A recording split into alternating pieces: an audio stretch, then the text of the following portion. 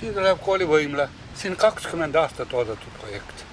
Kohe, kui me maja kätte saime, 1996, 1997, juba siis hakkasime taotlema.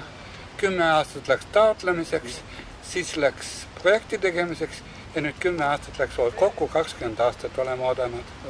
Nagu kõik meie, nagu teiegi, sama hea sportlane. Aga mul on 715 last ja nad on sportlased. Käivad iga nädal 2 tundi kehalduskasvatustunnis ja paljud käivad ka siis kooliväliselt spordiga tegelevad. Meil on linnakool, meil on munitsipaalkool, kõik mis koolis on linna ja riigi ülevalda. See ei ole erakool. No peaks järgmise õppeaasta alguseks valmis saama, 1. septembriks peaks valmis saama. Ja linnainimesed, kes kannatab, see kaua elab, ootas kaua ja lõpuks see hetk ongi saabunud, kus linn otsustas meie koolile lisada 3. hoone just selle 2 hoone vahele.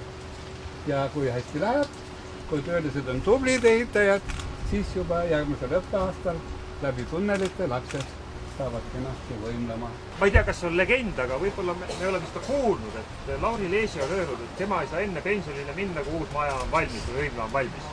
Ma tahan väga loota, et see, et me paneme täna võimlule nurgakivi, ei tähenda seda, et Lauri Leesi hakkab pensionist mõtlema. Ma tänan. See võttis mind tõsiselt.